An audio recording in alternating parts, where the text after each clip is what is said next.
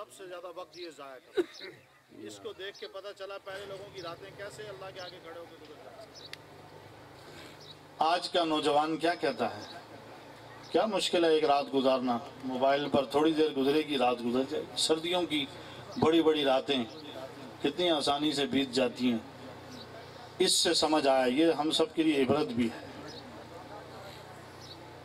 کہ پہلے لوگ جو اللہ کے سامنے کھڑے ہوتے تھے پوری پوری رات گزر جاتی تھی اور گلہ کرتے تھے اللہ راتیں کتنی چھوٹی ہیں کہ تیری عبادت کے لیے وقت ہی نہیں ملتا۔ رابعہ بصریہ رحمہ اللہ سے کسی نے سوال کیا شیطان کو گالی دینا جائز ہے؟ کہا اچھا تمہارے پاس اتنا وقت ہے کہ تم شیطان کو گالی دو، ہمارے پاس تو اللہ کے ذکر سے ہی فرصت نہیں۔ تو اللہ تعالی ہمیں اس کی توفیق عطا فرما دے کہ ہم یہاں جس مقصد کے لیے جمع ہوتے ہیں، جس مقصد کے لیے ہمارا یہ مل بیٹھنا ہے، یہ جمعہ کے دن جمع ہوتے ہیں، کسی بھی نیک محفل میں جمع ہوتے ہیں، اللہ تعالی ہمیں عمل کی توفیق عطا فرما۔ دوستو علم اور عمل یہ دونوں ایسے ہیں جیسے روح اور جسم۔ جس جسم کے اندر روح نہ ہو اس کو آپ مردہ کہتے ہیں، میت کہتے ہیں، ختم ہو چکا بات ختم ہوگی۔ کتنا ہی کوئی آپ کا قریبی رشتہ کیوں نہ ہو، اٹھانے والے پھر بھی یہ نہیں کہیں گے، وہ کہیں گے میت لے آؤ، ہاں جی اس کو اور نام دیں گے، لیکن وہ جو عہدے تھے منصب تھے وہ ساری چیزیں پیچھے رہ جاتی۔ تو انسان کا عمل اس کے ساتھ ہے، تو علم کے ساتھ عمل کی ضرورت ہے۔ اللہ ہمیں عمل کی توفیق عطا فرمائے۔ بس چند گزارشات عرض کروں گا۔ ان دوست احباب نے بڑا اصرار کیا، یہ سب میرے لیے چھوٹے بھائیوں کی طرح ہیں، دوستوں کی طرح ہیں، سب قابل احترام ہیں۔ بھائی احمد دین صاحب اللہ تعالیٰ ان کی مغفرت فرمائے، ان کے درجات بلند فرمائے، ان کی اولاد ہے اللہ تعالیٰ ان کو صدقہ جاریہ بنائے، یہ خوشیاں نصیب فرمائے۔ اور آج یہ ہم خوشی کے موقع پر جمع ہیں، تو کچھ باتیں تو اسی مناسبت سے عرض کر دوں گا، اور کچھ باتیں وہ ہیں جو ہمیں عام معاشرے میں ضرورت ہیں، جو شریعت کی بنیادی تعلیمات ہیں۔ اللہ تعالیٰ ہمیں صحیح طریقے سے سمجھنے اور عمل کی توفیق عطا فرمائے۔ آپ صلی اللہ علیہ وسلم نے جو نکاح کا خطبہ تلاوت فرمایا، جو 3 آیات آپ صلی اللہ علیہ وسلم نے نکاح کے خطبے میں پڑھی ہیں، اس میں ایک نقطہ ہے غور کرنے کا کہ تینوں آیات کے اندر نکاح کا تذکرہ نہیں، کیونکہ یہ شادی اور خوشی کا موقع ہے۔ تینوں آیات کے اندر نکاح کا ذکر نہیں۔ سورہ نساء کی ایک آیت ہے، سورہ آل عمران کی آیت ہے، سورہ احزاب کی 2 آیتیں ہیں، کسی کے اندر نکاح کا ذکر نہیں۔ تینوں آیتوں کے اندر تقوی کا ذکر ہے، اللہ سے ڈرنے کا ذکر ہے۔ تو معلوم ہوا کہ تقوی زندگی کی بنیاد ہے، تقوی زندگی کی بنیاد ہے۔ ہم نے بڑے بڑے اکابر علماء سے سنا کہ تقوی بچنے کا نام ہے، پرہیزگاری کا نام ہے۔ آج ہم جس چیز کو سمجھنے کی ضرورت ہے کہ نیکی تو انسان بہت کر لیتا ہے، لیکن اس نیکی کو گناہوں سے آلودہ کر کے نیکیاں ضائع کر دیتا ہے۔ تو اس لیے صرف نیکی کر لینا کافی نہیں ہے، بلکہ نیکی کر کے اس کی حفاظت کرنا یہ اصل ہے۔ کیونکہ قرآن مجید میں بھی اللہ تعالیٰ ارشاد فرماتے ہیں کہ جو ایک نیکی کرتا ہے اس کو ایک کے بدلے میں 10 ملتی۔ من جاء بالحسنہ فلہ 10 امثالہا، جو ایک نیکی کرتا ہے اللہ تعالیٰ، لیکن یہاں یہ عربی کا لفظ ہے، اس میں یہ نہیں کہا ایک نیکی کر لی، نہیں، عربی زبان کا لفظ ہے من جاء بالحسنہ، جو ایک نیکی لے کر آیا، بچا کر لایا اللہ کے پاس، اس کے لیے ایک کے بدلے میں 10۔ اور اس کو میں ایک اور مثال سے واضح کروں کہ آپ صلی اللہ علیہ وسلم نے ایک موقع پر صحابہ اکرام رضی اللہ عنہ سے پوچھا کہ سب سے مفلس، فقیر، نادار، سب سے غریب آدمی کون ہے؟ تو صحابہ نے عرض کیا کہ یا رسول اللہ جس کے پاس کوئی چیز نہ ہو، کوئی پیسہ نہ ہو، کچھ بھی نہ ہو۔ آپ نے فرمایا نہیں۔ تو کہا پھر اللہ کے رسول ہی بتلا دیں، ہمیں نہیں معلوم۔ تو آپ علیہ السلام نے ارشاد فرمایا سب سے بڑا مفلس، نادار، فقیر، غریب شخص وہ ہے جو قیامت کے دن تہامہ عرب کا ایک بہت بڑا پہاڑ ہے، اس جیسی نیکیاں پوری لے کر آئے گا پہاڑ، اور جب اللہ کے سامنے پیش ہوگا تو کچھ لوگ آئیں گے اور کہیں گے کہ یا اللہ اس نے میرا فلاں حق مارا تھا، اس نے مجھے گالی دی تھی، اس نے میری زمین کو دبایا تھا، اس نے فلاں کو ناحق قتل کیا تھا، اس نے یہ گناہ، لوگوں کے حقوق مارے تھے۔ چنانچہ اس دن دینے کے لیے کچھ نہیں ہوگا، وہ جو نیکیوں کا پہاڑ تھا اب اس میں سے تقسیم شروع ہو جائے۔ चुनाचे सारी नेकियां साहिब हुकूक को दे दी जाएंगी और ये खाली खड़ा रह जाएगा, हत्ता कि फिर भी हक मांगने वाले बाकी रह जाएंगे। तो अल्लाह ताला कहेंगे जिसका हक देना है उनके गुनाह भी इसके सर डालो और इसको उठा के जहन्नम में डालो। तो आप अलैहिस्सलातु वस्सलाम ने इरशाद फरमाया सबसे बड़ा मुफलिस शख्स ये है। तो नेकी सिर्फ कर लेना काफ़ी नहीं दोस्तों, नेकी करना, नेकी की हिफाजत करना, और नेकी की हिफाजत होती है गुनाहों से बचकर। जब आदमी गुनाहों से बचेगा तो नेकी की हिफाजत होगी। और दीन इस्लाम ने जो हमें अहकाम दिए हैं इसकी मिसाल ख़जाने की तरह है। यानी यूँ कह दे कि हुकूकुल्लाह जो हैं वो ख़जाने की तरह है और हुकूकुल इबाद उसकी बाढ़ हैं। अगर आप किसी ख़जाने को खुली जगह रख देंगे चोर ले जाएंगे, डाकू लूट लेंगे, पैसा आप हर एक को दिखाएंगे, नतीजा क्या निकलेगा सबको मालूम है। लेकिन अगर कोई चीज़ आप खजाने को संभाल के रखेंगे तो उसकी हिफाजत रहेगी। तो ऐसे ही नमाज, रोज़ा, ज़कात और हज और सीने में मौजूद ईमान ये ख़जाना है, इसकी हिफाजत होगी हुकूकुल इबाद से। जब हम हुकूकुल इबाद की रियायत करेंगे, और यही वो मौका होता है जब खुशी के मौके आते हैं, गमी के मौके आते हैं, फिर हुकूक की अदायगी का भी वक्त आता है। हम अपने घरों में होते हैं, हुकूक की अदायगी का ये वक्त होता है। अड़ोस पड़ोस वालों के साथ हुकूक हैं, आप सफ़र पर जा रहे हैं, सफ़र में साथ बैठे हुए का हक़ है, आप कहीं तालीम हासिल कर रहे हैं, साथ वाले का हक़ है। इसलिए इंसान को चाहिए कि सिर्फ नेकी ना करे बल्कि नेकी की हिफाजत का इंतज़ाम करे। सहाबा किराम रज़ियल्लाहु अन्हुम, हमने बहुत बड़े बड़े अकाबिर उलमा से सुना कि उन लोगों के यहाँ दो बातों का सबसे ज़्यादा अहतमाम था। एक तो ये कि आप अलैहिस्सलाम की सुन्नत को किसी कीमत पर नहीं छोड़ते थे, दूसरा गुनाहों से बचने का अहतमाम करते थे।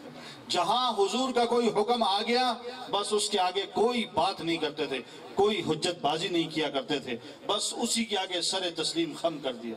आप सल्लल्लाहु अलैहि वसल्लम एक मौके पर खुतबा दे रहे हैं तो खुतबे के दौरान कुछ लोग मस्जिद के किनारों में खड़े थे। मस्जिद में आपने भी देखा जब आखिर में लोग आते हैं तो वो मस्जिद में पीछे खड़े हो जाते हैं। तो आप अलैहिस्सलातु वस्सलाम ने उनसे पूछा, उनको फरमाया बैठ जाओ, उनसे फरमाया बैठ जाओ। चुनाचे अब्दुल्लाह इब्न मसूद रज़ियल्लाहु अन्हु जो अभी रास्ते में ही थे, आ रहे थे रास्ते में, उन्होंने आवाज़ सुनी वहीं रास्ते में बैठ के।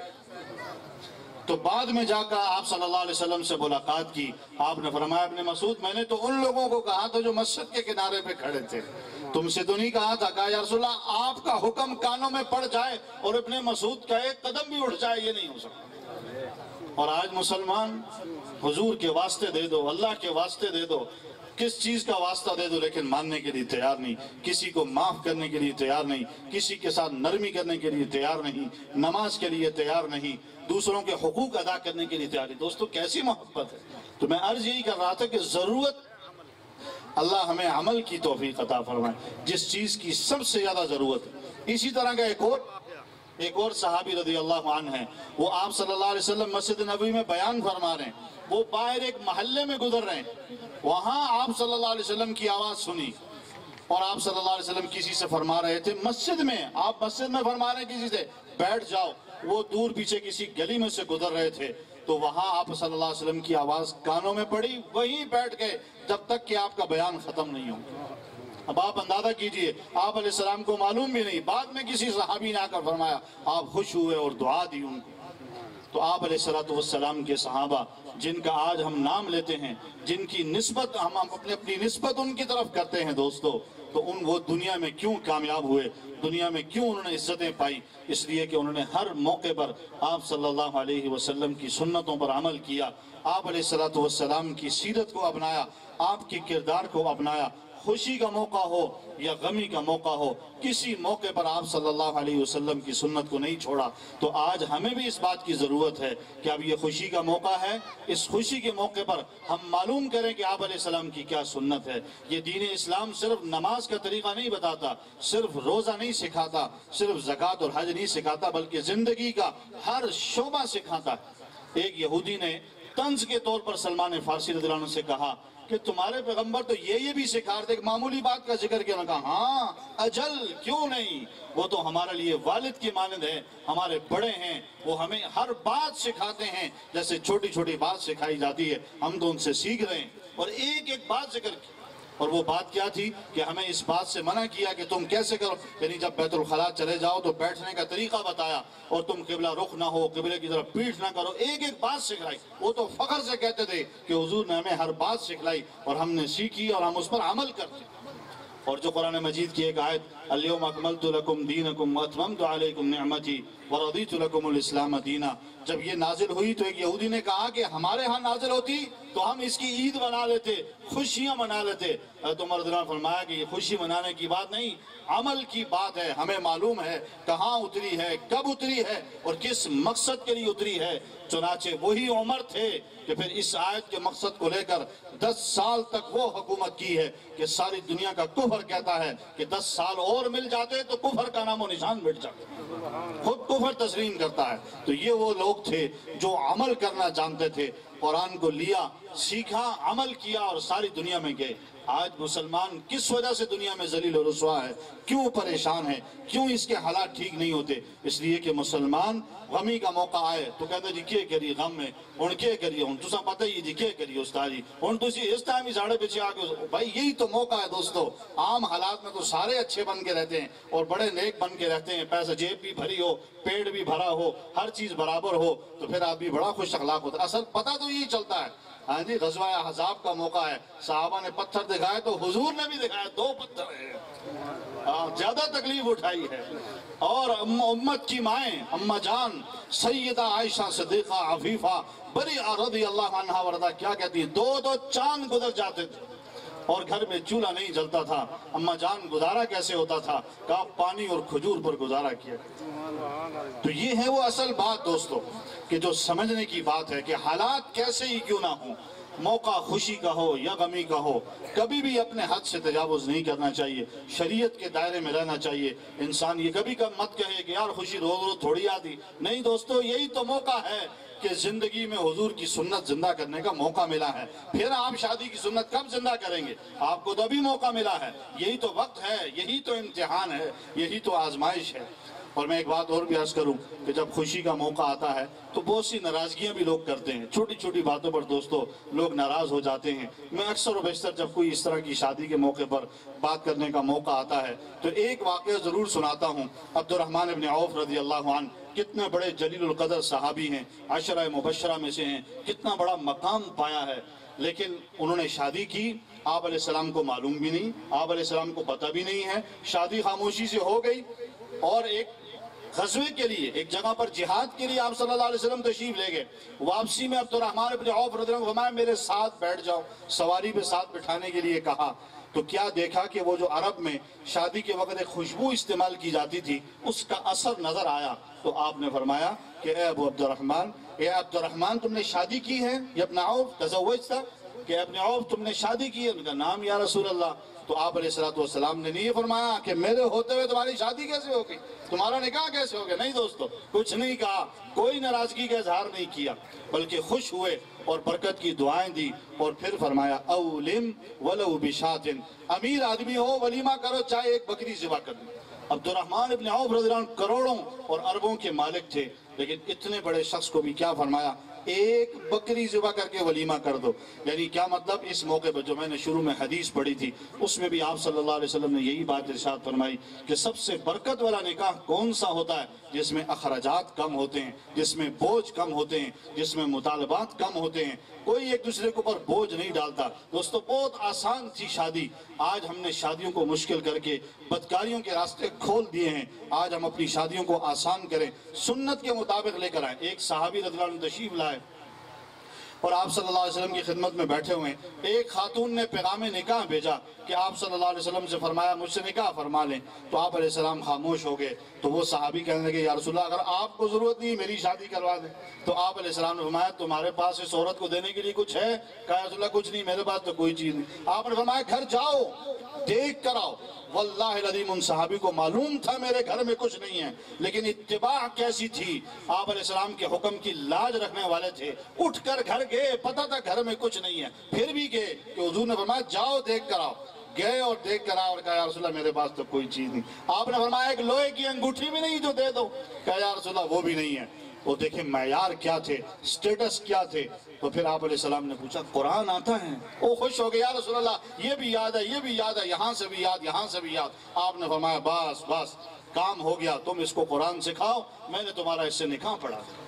دوستو ایسے آسانی سے نکاح ہو جاتے تھے، شادیاں ہو جاتی تھی، زندگیاں آسان تھی۔ آج ہم نے اپنا جینا مرنا شریعت سے ہٹ کر اپنے لیے مشکل بنا لیا، اپنے لیے مصیبت بنا لیا، اپنے لیے مشکلات خود کھڑے کر دی اور اپنے لیے تکلیفوں کے دروازے خود کھول دیے۔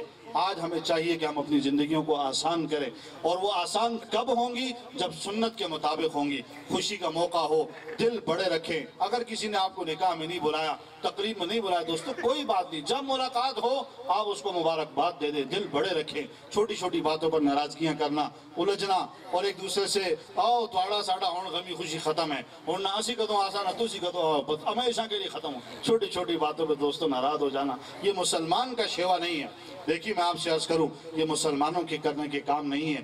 آپ صلی اللہ علیہ وسلم کے کتنے جلیل القدر بڑے صحابی سیدنا ابوبکر صدیق رضی اللہ عنہ وارضا، اب آپ صلی اللہ علیہ وسلم کی کتنی محبوب بیوی ہیں ایک جانب، اب ان پر جب منافقین بدبختوں نے تہمت لگائی تو جب اللہ تعالیٰ نے برات نازل کر دی تو ان میں ایک ایسے بھی شخص تھے جو حضرت ابوبکر رضی اللہ عنہ کے رشتہ دار تھے، غریب تھے، ان کا خرچہ حضرت ابوبکر رضی اللہ عنہ اٹھایا کرتے تھے۔ جب ان کو پتا چلا کہ وہ بھی شامل ہیں تو ابوبکر رضی اللہ عنہ نے قسم کھا لی کہ آئندہ کے بعد اس کو کوئی خرچہ نہیں دوں گا، لیکن اللہ نے قرآن اتار دیا وَلَا يَأْتَلِ أُولُو الْفَضْلِ مِنْكُمْ وَالسَّعَةِ کہ آپ میں سے فضیلت والوں اور وسعت والوں کو یہ زیبا نہیں دیتا کہ یہ قسم اٹھائیں کہ وہ اپنے قریبی رشتہ داروں پر خرچ نہیں کریں گے۔ اور آپ صلی اللہ علیہ وسلم نے ابوبکر رضی اللہ عنہ کو بلایا اور کہا اللہ تم سے کہتے ہیں الا تحبون ان یغفر اللہ لکم، کیا تم اس بات کو پسند نہیں کرتے کہ ابوبکر اللہ ان کو معاف کر دیں؟ کہا بلا یا رسول اللہ، اور ان کی آنکھوں سے آنسو جاری، رسول اللہ میں نے معاف کر دیا، اور دوبارہ ان کا جو خرچہ تھا وہ دوبارہ جاری کر دیا، بلکہ بعد روایات میں آتا ہے پہلے سے دگنا کر دیا۔ وہ حضرات کبھی اپنی ذات کے لیے جینا مرنا نہیں تھا، نفسانیت نہیں تھی، وہ جینا مرنا اللہ کے لیے تھا، وہ دینا نہ دینا اللہ کے لیے تھا۔ اور یہی بات آپ علیہ السلام ارشاد فرما رہے ہیں من احب للہ ابغض للہ اعطى للہ منع للہ فقد استکمل الایمان، جو اللہ کے لیے محبت کرے، اللہ کے لیے کسی کو دے، اللہ کے لیے کسی کو نہ دے، یقیناً ایسے آدمی کا ایمان مکمل ہو جاتا ہے۔ تو اس لیے آج ہم عزم کر لیں، ارادہ کر لیں کہ غمی کا موقع ہو یا خوشی کا موقع ہو آپ علیہ السلام کی سنتوں کو نہیں چھوڑیں گے، آپ علیہ السلام کی اداؤں کو سیکھیں گے، آپ علیہ السلام کی زندگی کو سیکھیں گے۔ اور جو مسلمان آپ علیہ السلام کی زندگی کو اپنائے گا دوستو، میں آپ سے عرض کروں، ہمارے شیخ تھے حضرت مولانا عزیز الرحمان صاحب ہداروی رحمہ اللہ، وہ اکثر یہ بات فرمایا کرتے تھے بھائی تم ہمارے ساتھ کیوں محبت کرتے ہو؟ ہمارے پاس کیا خاص چیز ہے کہ تم علماء سے، اکابر سے، بڑے بڑے مشائخ سے محبت کرتے ہو؟ آخر کیا چیز ہے ان کے پاس، کیا بات ہے جس سے وہ فرماتے تھے بھائی ہمارے پاس حضور کی پگڑی ہے، حضور کی داڑھی ہے، حضور کی سنتیں ہیں، حضور کے اعمال ہیں، اور حضور کے کردار بنانے کی کوشش کر رہے ہیں۔ یہی تو وہ چیزیں ہیں جس کی بنیاد پر اللہ تعالیٰ دلوں میں محبت ڈال دیتے ہیں۔ اس لیے ہم میں سے ہر آدمی اپنا ظاہر، اپنا باطن، اپنی زندگی، اپنی تجارت، اپنی معاشرت، اپنے معاملات، اپنے عقائد، اپنی عبادات سب سنت کے مطابق اس کا اہتمام کریں کہ ہم اس کو سنت کے مطابق درست کریں گے۔ اس لیے آج ہم یہ عزم لے کر جائیں اور یہ پختہ ارادہ کر لیں کہ انشاءاللہ العزیز ہر نوجوان بچہ ہو یا بڑا ایک فرائض کا اہتمام کریں گے۔ دوستو ایک یہ ہے کہ نماز نہیں چھوڑیں گے، اس کا پورا اہتمام کریں، 5 وقت نماز کی پابندی کریں گے، اس کا پورا اہتمام کریں۔ اسی طریقے سے ابھی رمضان قریب آ رہا ہے، گرمی کے فصل کے کاٹنے کا وقت ہوگا دوستو، حدیث شریف میں آتا ہے جو رمضان کا ایک روزہ جان بوجھ کر چھوڑ دے ساری زندگی روزے رکھتے رہے اس کی تلافی نہیں ہو سکتی۔ دوستو اللہ کو کیا جواب دیں گے ہم معمولی معمولی بہانوں سے، معمولی معمولی باتوں سے؟ اور ہم نام کس کا لیتے ہیں دوستو؟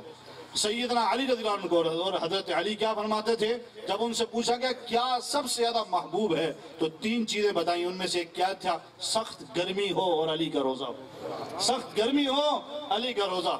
دوستو آج ہم کہاں گے اپنے ان بڑوں کے نام لیوا، اور عرفات کا میدان ہے، حج کا موسم ہے، سخت گرمی ہے، اونٹوں کا سفر ہے، اور امت کی ایک ماں مغرب کے وقت کیا کہتی ہے ذرا کھجور لے آنا میں افطار کر لوں۔ سیدہ عائشہ صدیقہ عفیفہ بریہ رضی اللہ عنہا عرفات کے میدان میں روزہ رکھا ہوا ہے دوستو۔ اتنا مشکل وقت ہے کہ آپ جن حضرات کو اللہ نے حج نصیب کیا ہے ان کو اندازہ ہوگا کہ سب سے مشکل دن حج کا وہ عرفات کا دن ہوتا ہے. سب سے زیادہ اس دن مشقت ہوتی ہے. سب سے زیادہ انسان کو اس وقت پتہ چلتا ہے کہ کتنی تکلیف حج کے لیے آدمی اٹھاتا ہے. اب آپ اندازہ کیجیے اس دن روزہ رکھے ہوئے اور نفلی روزہ ہے. وہ لوگ نفلی روزے نہیں چھوڑتے تھے اور آج دوستو ہم مسلمان فرض روزے کو معمولی بہانوں سے وہ بس ڈاکٹر آج چھوڑا بس شوگر ہون زیادہ ہوا نہیں. وہ کئی دنیا جہان کے ڈاکٹر کہتے ہیں روزہ اس شوگر کا علاج ہے, کئی بیماریوں کا علاج ہے. اس لیے ہم اپنا نظم و ضبط پہلے سے ایسے بنائیں کہ کوئی فرد ہم سے چھوٹنے نہ پائے, نہ زکوٰۃ ہم سے جائے. آپ کے یہاں زمینیں ہیں عشر ادا کریں اور علماء سے مسائل پوچھ کر چلیں. اسی طریقے سے جو لوگ تجارت کرتے ہیں, ہم بازاروں میں جاتے ہیں, معاملات کرتے ہیں, تو وہاں دھوکہ دینے سے, سود کے لین دین سے اپنے آپ کو بچائیں. آج کل لوگ اس کو بھی معمولی سمجھنے لگے. بازاروں کے اندر سود بہت عام ہو گیا ہے اور لوگ سود کو کوئی گناہ ہی نہیں سمجھتے, حالانکہ یہ قرآن میں اللہ تعالیٰ نے سب سے زیادہ سخت جس گناہ پر وعید ہے اور جس پر سب سے زیادہ اللہ نے دھمکی دی ہے کہ یا ایھا الذین آمنوا اتقوا اللہ, اے ایمان والو اللہ سے ڈرو, وَذَرُوا مَا بَقِیَ مِنَ الرِّبَا, ربا چھوڑ دو, سود چھوڑ دو. ان کنتم مومن, اگر تم مومن ہو تو سود مت کھانا. یہ اللہ کہہ رہے اگر مومن ہو, تمہارے سینے میں ایمان ہے تو تم سود نہ کھانا. فَإِن لَمْ تَفْعَلُوا, اور اگر تم یہ سود سے باز نہ آئے, فَأْذَنُوا, تو جان لو, یہ میرا اعلان سن لو کہ فَأْذَنُوا بِحَرْبٍ مِّنَ اللَّهِ وَرَسُولِهِ, کہ تم اللہ اور اس کے رسول سے اعلان جنگ کرو. پھر ہم کہتے ہیں ہمارے حالات ٹھیک نہیں ہوتے. اور آپ علیہ السلام نے ارشاد فرمایا جب میری امت کے اندر سود, زنا عام ہو جائے گا, بدکاری, بے حیائی عام ہو جائے گی, تو ایسی بیماریاں اور ایسی وبائیں آئیں گی کہ تم نے اور تمہارے بڑوں نے کبھی سنا بھی نہیں ہوگا. اور آج ہم دیکھ رہے ہیں کیسی مصیبتوں میں نئی بیماریاں انسانوں میں, جانوروں میں, فصلوں میں, کہاں نئی چیزیں سامنے آ رہی. کبھی انسان نے تصور بھی نہیں کیا, ہمارے بڑوں نے سوچا بھی نہیں تھا. ہمیں خود یاد ہے کبھی جب ہم حفظ کرتے تھے, کبھی والدہ کو بچپن میں کہتے تھے ماں جی آج سر میں درد ہے. بچے بہانہ بناتے ہیں, ادھر ادھر سے راستہ تلاش کرتے ہیں, ماں جی سر میں درد ہے. تو ماں جی اللہ غریق رحمت فرمائے, او بیٹا اس عمر میں اور سر میں درد, یہ ہو نہیں سکتا. وہ کہتے تھے سر میں درد ہوتا ہی نہیں. ہمارے بزرگ بیٹھے ہیں کتنے, ان کو بھی معلوم ہے کہ پرانے وقتوں میں سر درد یہ کوئی بات ہی نہیں ہوتی تھی. لوگ اس کو کچھ بھی نہیں سمجھا کرتے تھے. اور آج چھوٹے بچے, سر کے ٹیومر, سر کے کینسر, سر کی بیماریاں, منہ خراب, ہر چیز برباد ہو رہی ہے. کیوں دوستو؟ اس لیے کہ ہم نے اللہ سے اعلان جنگ کیا ہے, اس کے رسول سے اعلان جنگ کیا ہے, ہم نے اپنے رب سے بغاوت کی ہے, ہم نے اس کی سنتوں کو چھوڑ دیا ہے. صحابہ اکرام کی سب سے بڑی شان ہی یہی تھی. ہم کہتے ہیں سنت ہی تو ہے, کیوں فرق پاتے جی, سنت ہی تو ہے, معمولی بات سمجھتے ہیں. میں آپ سے عرض کروں, کسرا سے جنگ ہے اور مذاکرات چلنے کی جب بات آئی ہے تو اس وقت کسرا کا دربار دنیا کی سپر پاور تھی, وہاں دسترخوان لگا ہے. حذیفہ بن یمان رضی اللہ عنہ اپنے ساتھیوں کے ساتھ وہاں تشریف لے گئے. دسترخوان پر کھانا کھا رہے تھے تو ان کے ہاتھ سے لقمہ گر گیا. وہ اٹھا کر صاف کر کے کھانے لگے تو کسی ساتھی نے آنکھوں سے اشارہ کیا کہ کون سا دسترخوان ہے, یہاں تو کم از کم کوئی بات نہیں, ایک لقمہ ہی ہے نا, دوسرا لے لے.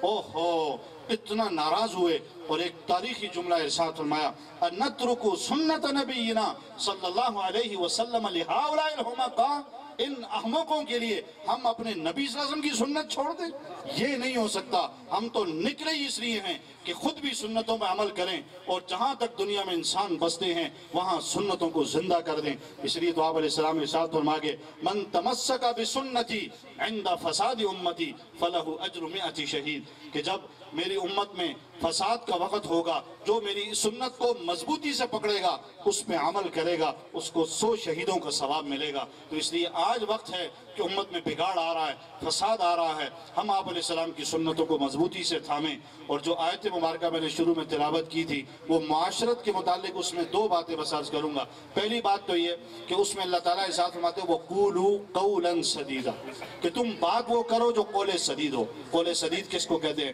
علماء نے لکھا ہے سچی بات کو, ایمان کی بات کو, اور وہ بات جو بات صحیح ہو, بات کرنے کا طریقہ بھی صحیح ہو. بعض اوقات آدمی بات تو سچی کرتا ہے لیکن وہ بات کرنے کا انداز اتنا خراب ہوتا ہے کہ وہ ساری بنی بنائی بات کو بگاڑ دیتا ہے. یہ آپ صلی اللہ علیہ وسلم نے شادی کے موقع پر, نکاح کے موقع پر یہ آیت تلاوت کر کے سب کو یہ تعلیم دی ہے کہ میاں بیوی کا رشتہ الفاظ سے جڑتا ہے, الفاظ سے ختم ہو جاتا ہے۔ اس لیے زبان کے معاملے میں سچی بات بھی اچھے انداز سے کہنا، کہ یہ نہ ہو کہ تمہاری حق بات بھی لوگوں میں پھوٹ ڈال دے، فساد ڈال دے۔ اور اگر تم بات صحیح کرو گے، بات کرنے کا انداز صحیح ہوگا، تو ہوگا کیا؟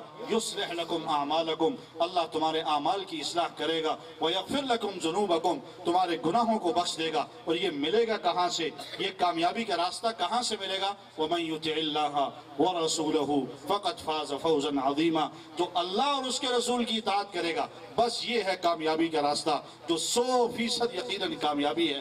اللہ رب العزت ہم سب کو ان تمام باتوں کو سیکھنے، سمجھنے اور صحیح طریقے سے عمل کی توفیق عطا فرمائے۔ وآخر دعوانا ان الحمدللہ رب العالمین۔ کہ اللہ تعالیٰ ان علماء کرام کو سلامت رکھے۔ حقیقت یہی ہے کہ ان علماء کی وجہ سے الحمدللہ آج یہ ملک قائم ہے۔ اللہ والوں کی وجہ سے اور نیک لوگوں کی وجہ سے آج ہم گنہگاروں پر بھی اللہ کی رحمت برس رہی ہے۔ تو اللہ سے دعا ہے اللہ تعالیٰ ان جیسے علماء کو، ان کی سرپرستی، ان کی محبت سلامت رکھے۔ یہاں مفتی سعید ارشد حسینی صاحب تشریف لانا تھا کراچی سے، لیکن ساتھی بتا رہے تھے کہ انہوں نے آخری وقت کے اندر کوئی ان کی مجبوری بن گئی تھی، وہ نہیں آ سکے، ان کا وقت کنفرم تھا۔ تو انشاءاللہ پھر کبھی موقع ملا تو ہم ان سے مستفید ہوں گے۔ اب انشاءاللہ اس پروگرام کے اختتام میں دعا ہوگی، سب نے دل جمی کے ساتھ دعا کرنی ہے۔ یعنی کہ اگر ایک مزدور ہے سارا دن مزدوری کرے، تو اگر رات کو اس کو مزدوری نہ ملے، تنخواہ نہ ملے، تو اس کا سارا دن ضائع ہوتا ہے، ایسے ہی ہے نا۔ تو ہم نے بھی 2-3 گھنٹے یہاں بیٹھے ہیں، اگر ہم دل جمی سے دعا نہیں کریں گے، ہم یہاں دعا کے درمیان بھی گپے لگائیں گے، تو گویا کہ ہمارا سارا دن مزدوری کا، ایک مزدور جس طرح مزدوری کرتا ہے اس کو مزدوری نہیں ملتی، تو گویا کہ اس کا سارا دن ضائع ہو گیا ہے۔ تو ہم بھی یہاں 3-4 گھنٹے سے بیٹھے تو دل جمی سے دعا کریں، تاکہ جو ہم نے یہاں سیکھا ہے، سنا ہے، اللہ تعالیٰ ہم اس کے ذریعے ہمارے اوپر رحمت برسائے۔ تو مفتی صاحب سے گزارش ہے کہ وہ دعا سے جو ہمارے مرحومین ہیں، ہمارے مریض ہیں، سب کے لیے دعا فرمائیں۔ الحمدللہ رب العالمین والعاقبۃ للمتقین والصلاة والسلام علی سید الانبیاء والمرسلین وعلی آلہ وصحبہ اجمعین۔ اللہم انت السلام ومنک السلام تبارک یا ذا الجلال والاکرام۔ اللہم صلی علی محمد وعلی آل محمد كما صليت على إبراهيم وعلى آل إبراهيم إنك حميد مجيد. اللهم بارك على محمد وعلى آل محمد كما باركت على إبراهيم وعلى آل إبراهيم إنك حميد مجيد. ربنا آتنا في الدنيا حسنة وفي الآخرة حسنة وقنا